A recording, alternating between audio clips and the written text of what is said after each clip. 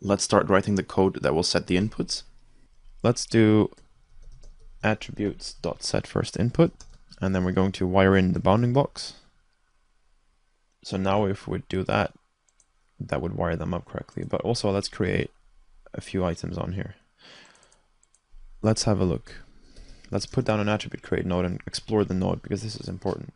So we can actually increase the number of attributes that we're going to set with this node, right? Number of attributes 1, 2, 3. This variable is called numatter. And then we have the class, which is a point or a primitive or a vertex, but it's a drop-down menu. So in this case, detail would be 0, primitive would be 1, point would be 2, and vertex would be 3. So if we want to say what kind of attribute we want to set, if we want a point attribute, we have to pass in a 2. So for the type, it's the same. Float is 0, integer is 1, etc. So if we want to pass in a string attribute, we'd have to use the number 3, whereas a float would be 0, integer would be 1, and so on. So let's go up and create a few attributes. So on this node, let's just go underneath and continue typing. So first we're going to set the number of attributes that we're going to create. So attributes.parm, and the parm we're going to modify is numatter.set, and I want 3 attributes to be created on there. So now if we do this, it will create 3 attributes on the node for us.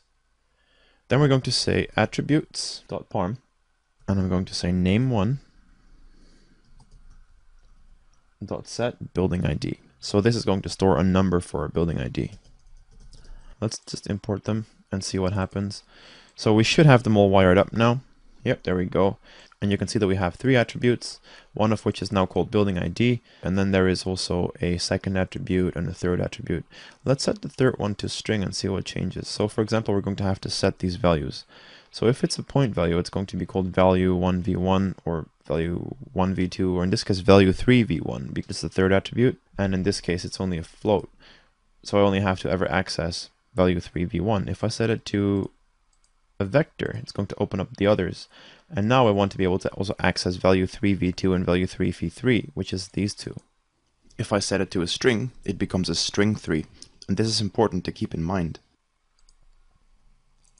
Alright, so let's continue writing the code. Let's type attributes.parm type 1.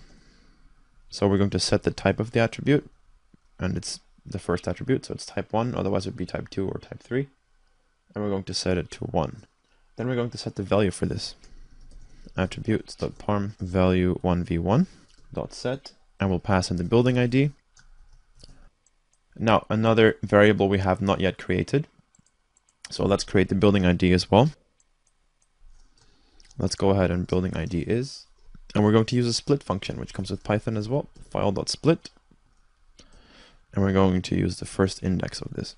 So file.split, what it does is it takes a file, right? We've got this one. So in this case, it would be 0001.obj, 0002.obj.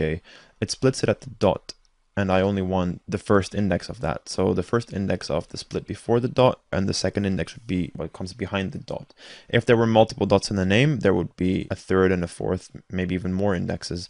But in this case, I just want the number. So if it's 0001.obj, I know what I need is the first index. So that's what we're going to set as the building ID. All right, so now let's try if that works and import them. It gives us a syntax error, so there must be a mistake in the code somewhere. Attributes.parm type 1. Yep, that makes sense. I forgot to type .set. So let's add that in and see what happens now. There we go. If we press H, we can home in on them, and with L, we can lay them out again. All right, so that seems to have worked. Let's remove them again and continue writing our code. We'll do that in the next clip.